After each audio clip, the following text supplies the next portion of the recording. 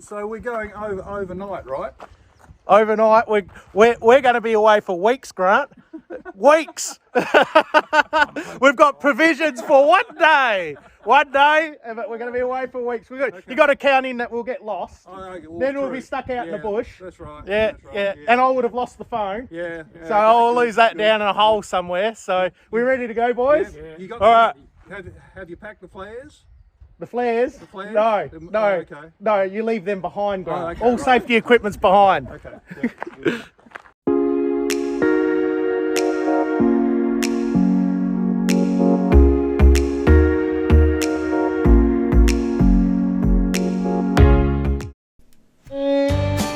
G'day everybody, welcome back to another episode. In this episode, we load up with Andy, Grant and myself, and we're doing an on location in this episode, and we are heading on to Gluepot.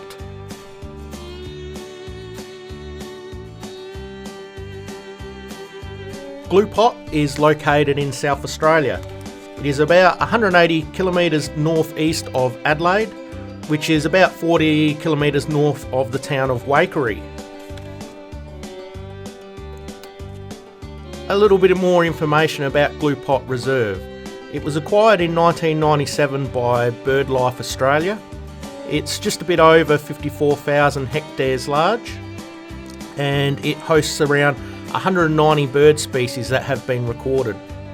Six of those bird species are nationally threatened, as well as a further 17 which are regional species that are also threatened. So it's actually quite an important reserve. It also has recorded around 42 species of different reptiles as well, so it's certainly worth checking out. If you are more interested, I'll leave a description below guiding you to their website, as they have a lot of information about this area, and I encourage you to visit it.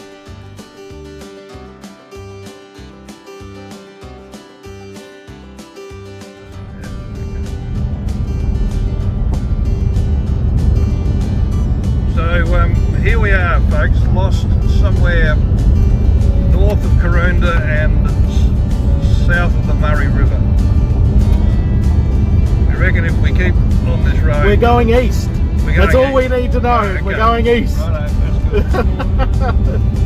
But didn't they say go west, young man?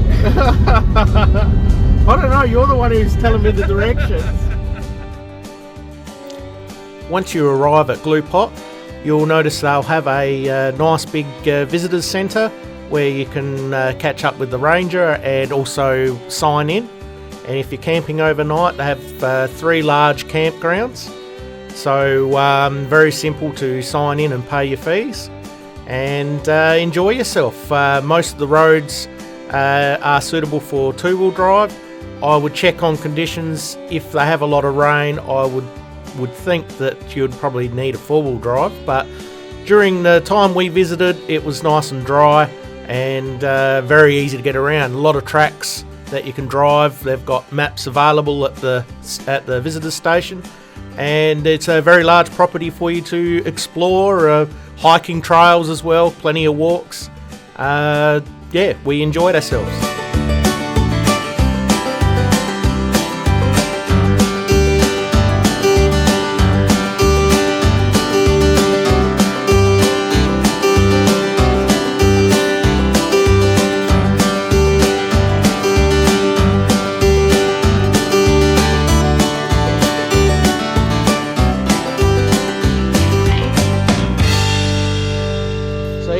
We've got Grant's site here. See, I don't have to do anything. I'm done, Grant. So if we look at what I've got here, this is it. I just got my swag. I threw it out the vehicle. I'm done. Over here we got Grant with some kind of construction that's going on over here, and Andy, let's go. Andy is out in the bush. So there's Andy way out in the middle of the sticks here. He's obviously worried about Grant snoring. So Andy's over here. There we have it. This is our campsite. So while you two guys are doing that, I might as well sit down and have a cold one. Oh, this is tough. Yeah, this is tough. Yeah.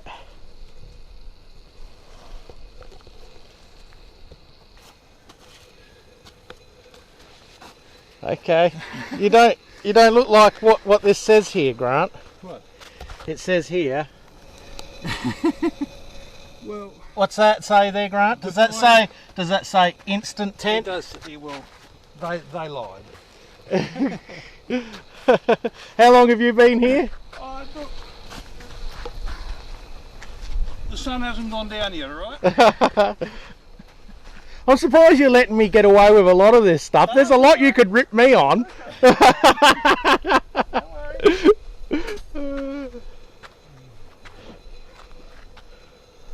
You can just keep looking over your shoulder, Brent. Oh, really? So after I sat down and did nothing and watched Grant and Andy set up their tents, we thought we would sit back, open up a couple of cold ones, and share a couple of stories, as three men do. So, boys, how was the drive here? Oh, bloody rough. God. No, not my driving. The journey, Grant. The journey, the journey. Journey was fine. Yeah. That's good. No issues. We've got all the tents are all set up, so.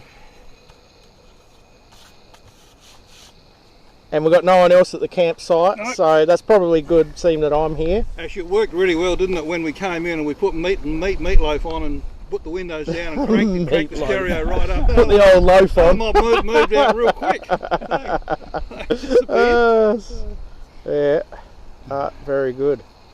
Mind you, Brad, I didn't really think mooning out the window was probably. Well, that's how I make a grand entrance, Grant. Yeah, it was grand. Yeah, got one hand on the steering wheel, the other hand pulling down, and I was wondering why the Ranger caught up with us so quick.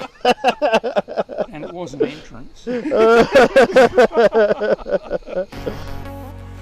So after a few too many stories, we thought we would go and have a look around. So we took a bit of a drive, watched the sun go down, and the sky just cleared up, not a cloud in sight.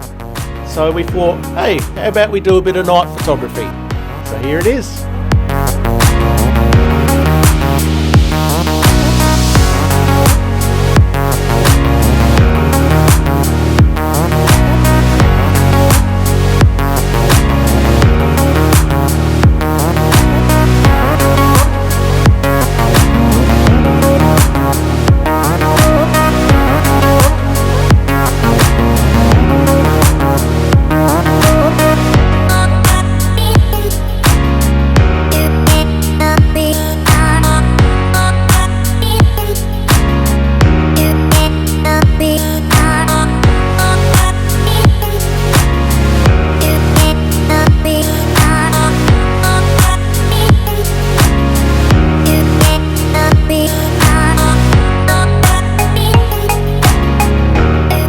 After a magnificent night, we were greeted by a beautiful sunrise, and we all slept well that night, despite what some may say about bull ants and swags.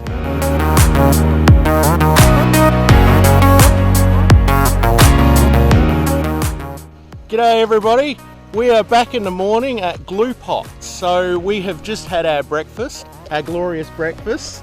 Say hello, Grant. Good morning, all.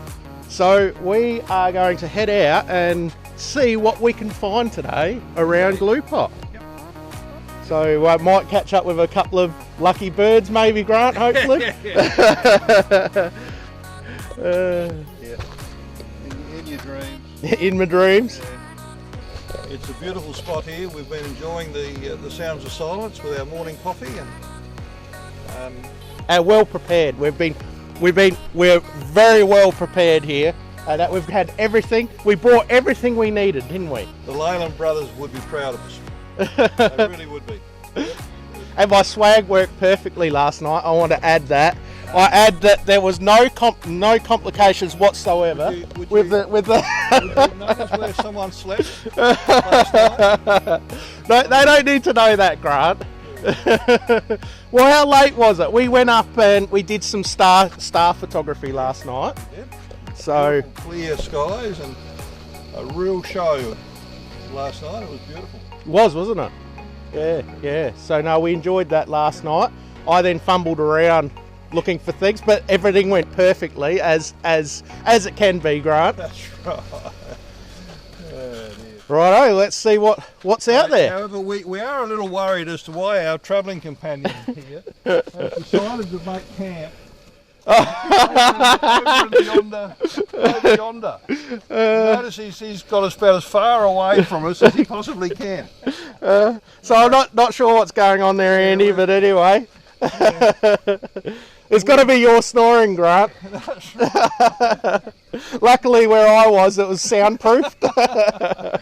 See, what I did was I went and booked a motel, Grant. So when you guys were here, I snuck out and I slept at the ranger station. Okay.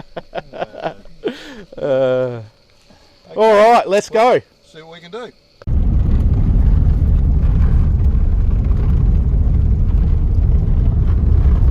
So what's happening here, Grant?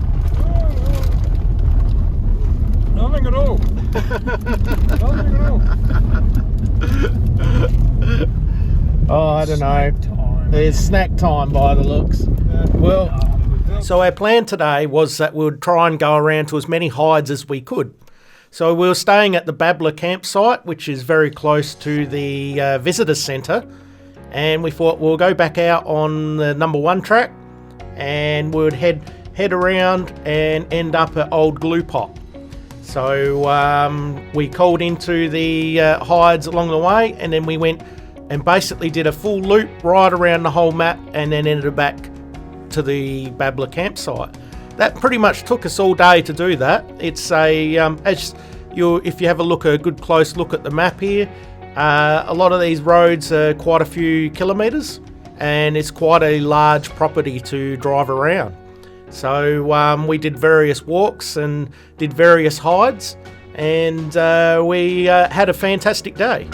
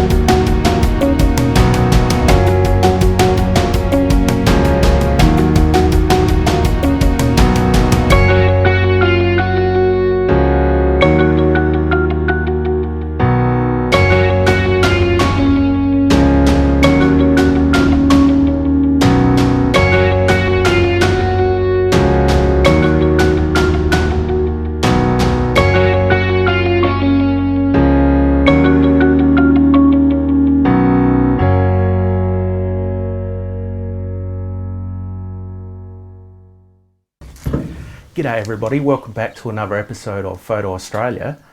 We are at the Gluepot at the moment, and we've got some birds behind us, and Grant's busy snapping. I'm sure he's getting all the best photos at the moment. So we're just going to go through a little bit about bird photography, some of the equipment we're using at the moment, and some of the settings that we're on. So Grant, if you can pull yourself away from the Yes, Brad. From yes, thanks, Grant. So what do you got there, Grant? What settings are you on? Well, I'm shooting with the Pentax K1, a DA Star 300 lens and 1.4 teleconverter. Yep. And currently, this little beauty here. He's getting into the moment by the looks. Yeah, I'll come back to you. He'll come back. So what I've got here, until Grant's obviously spotted something he wants to photograph, I expect to see some good photos here, Grant. Yeah. So what I've got is, I've got my Nikon D5. I've got a 200 to 500 lens on, and I'm mainly shooting on aperture priority 5.6. But in saying that, when you're doing bird photography, also keep a very close eye on your shutter speed. So I have increased my ISO. So what am I running on at the moment? So I'm running on 800 ISO. There's plenty of light out there, as you can probably see.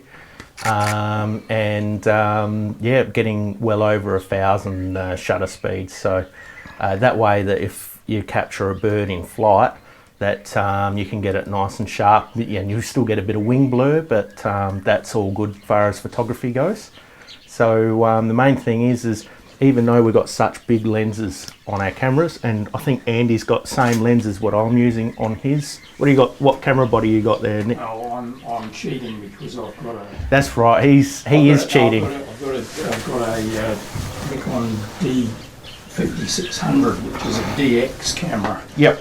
Side format camera, APS-C, is that right? APS-C? Yeah. Yep. Yep. So what that means is I'm shooting with the same lens that Brad's shooting with, but I have a 1.4 teleconverter on it, and I've also got a DX format camera, which means that 500mm lens ends up being about 1,000mm focal. That's a lot. So I was joking around with Andy earlier, and I said, well, what colour are the eyes of the bird? So there's a range of equipment, but even though we are very close, as you can see in these shots, we're actually very close to the birds, we are still using very high magnification lenses.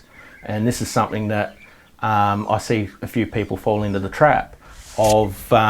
They'll go out, they'll buy these big lenses, and they think that I can shoot a bird that's 30 metres away from your camera, and they get home and get disappointed because it's only a little dot in the actual frame of the photograph.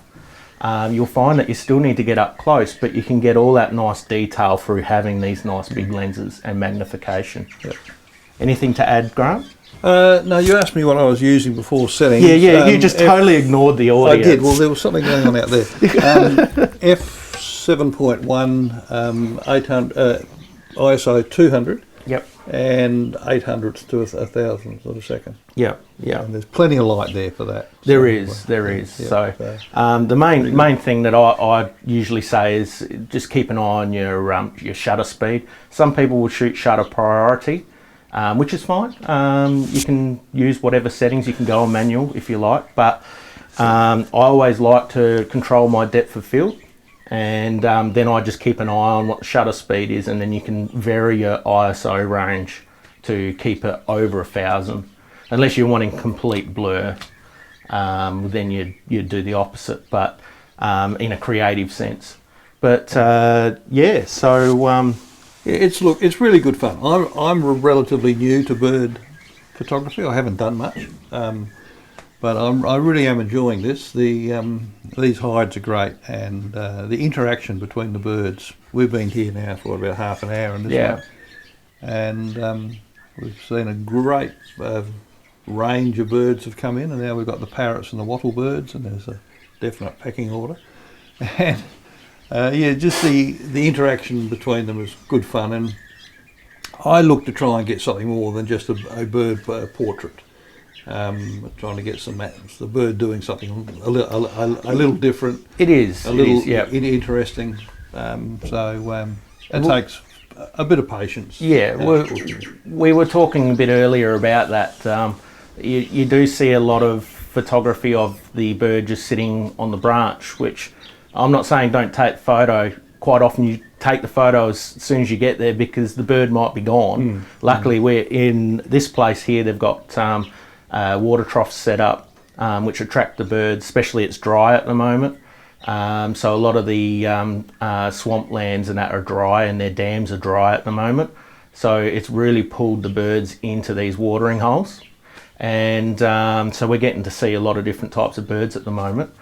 But it's get those normal basic shots of the bird because you mightn't see them again, but also think if you can catch them, and this is where your high shutter speed comes in, getting them doing things. So they're either fighting with each other, or as Grant's saying, there's a lot of drama going on out there at the moment as the different birds come in and all the pecking orders, and you see a lot of interesting actions going on with that. And if you can capture that in a photograph, it just speaks so much more of a story into your photograph. So I highly recommend having a shot at those. You're going to have a lot that don't turn out. I'm going to have a lot that don't turn out. I was trying to shoot them as they're flying in the air a bit earlier, and they're probably all going to go into the scrap heap, but I'm hoping I've got one there. It's very difficult photography, but well worth having a go, have a play, enjoy yourself, and don't be in a rush. Exactly. Patience is the key to this one. Absolutely. And just enjoy it. I mean, enjoy the moment of being here. I mean, you will hear photographers get accused occasionally of, always the camera up and not actually taking in what they're seeing and doing. But put the camera down for 5 minutes and just listen. At the campsite this morning, it was just a beautiful morning, beautiful listening to the sound of silence. Until I put my drone stunning. up. Yeah, well, The hive of bees that moved in. yeah. And then when he got out of the Land Cruiser where he'd been sleeping. Well, we're not discussing about how good my swag is. Yeah. Yes, before the beeping of electronics started, the sound of silence was really good. Yes, it was lovely. So, yeah, if you've got any comments or any questions, leave it in the description below. Send us an email or any photos that you may have taken yourself. We might feature on an episode. With that, good having you along. Hit the subscribe button if you haven't already done so. And thank you, Andy, for being with us. Yeah, it's great to have Andy along on this trip here. I think he's learning a lot more about Grant and myself than he probably should. But how much is this going to cost us down the track? I have no idea, but I feel like there could be some legal fees coming along soon. So, especially after last night with what went on. But anyway, with that, hope you enjoyed the video. Give us a like if you enjoyed the video, and with that, we'll see you in the next episode. See you later. Bye-bye. Bye.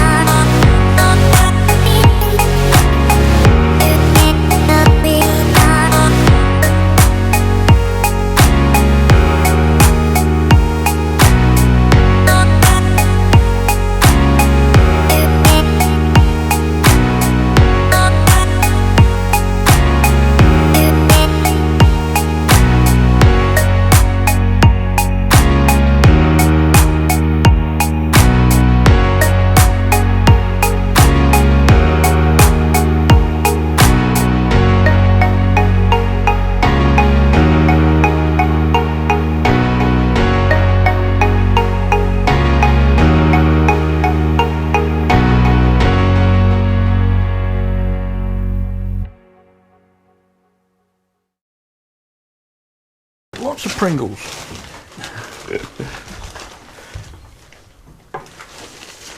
You prefer original or sour cream? I'm recording now, Grant. Should we be discussing this No. on camera? I guess not. I'll put these down here out of sight, okay?